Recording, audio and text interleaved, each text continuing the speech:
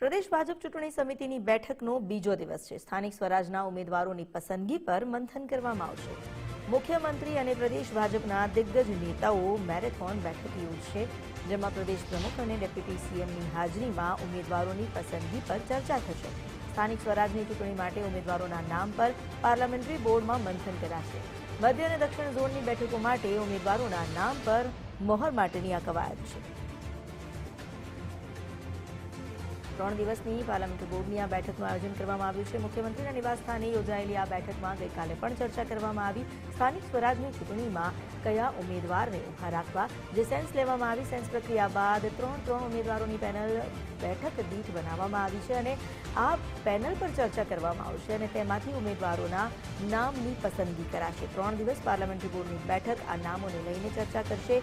પ્રદેશ ભાજપના અધ્યક્ષ જગદીશભાઈ વિશ્વકર્મા, આ ઉપરાંત મુખ્યમંત્રી, નાયબ મુખ્યમંત્રી પણ ઉપસ્થિત છે।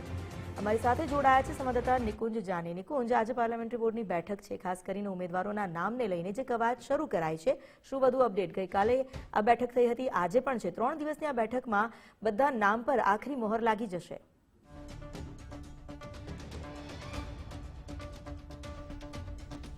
જે પાર્લામેન્ટરી બોર્ડની બીજો દિવસ છે અને આ બેઠક શરૂ થઈ ચૂકી છે। મારી પાછળના આપને દ્રશ્યો અત્યારે બતાવું છું, મુખ્યમંત્રી નિવાસસ્થાન ખાતેના છે અને પૂર્વ પ્રદેશ અધ્યક્ષ અને કેન્દ્રીય મંત્રી સી.આર. પાટીલ જે છે તે અત્યારે મુખ્યમંત્રી નિવાસસ્થાનની અંદર પહોંચી રહ્યા છે।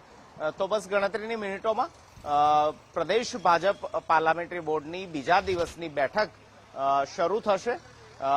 ગઈકાલે પણ સવારથી લઈને મોડી રાત સુધી અલગ અલગ જિલ્લાઓની સ્થાનિક સ્વરાજની ચૂંટણીના ઉમેદવારોની પસંદગીને લઈને મનોમંથન થયું હતું। જાણકારી મળી રહી છે કે ગઈકાલે ઉત્તર ગુજરાત અને સૌરાષ્ટ્રના 6 જેટલા જિલ્લાઓ જે છે તેના પર મનોમંથન થયું હતું, ચર્ચા થઈ હતી।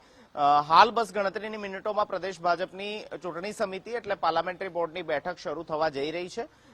સુરેન્દ્રનગર અને બોટાદ આ બંને જિલ્લા અત્યારે હાલ તેની ચર્ચા થશે તે પ્રકારની જાણકારી મળી રહી છે। તાલુકા પંચાયત, જિલ્લા પંચાયત, નગરપાલિકા અને મહાનગરપાલિકાના ઉમેદવારો પર આ પાર્લામેન્ટરી બોર્ડની અંદર મોહર લાગવામાં આવશે।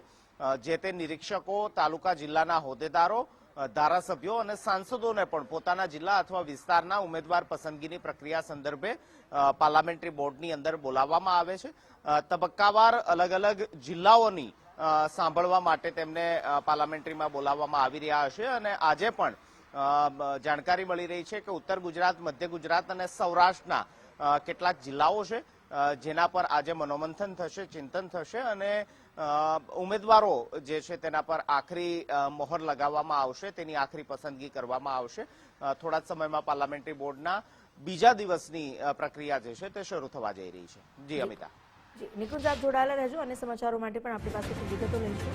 હાલ તો મુખ્યમંત્રી અને પ્રદેશ ભાજપના દિગ્ગજ નેતાઓની આ મેરેથોન બેઠક જેનો બીજો દિવસ છે અને થોડી જ વારમાં શરૂ થશે બેઠક।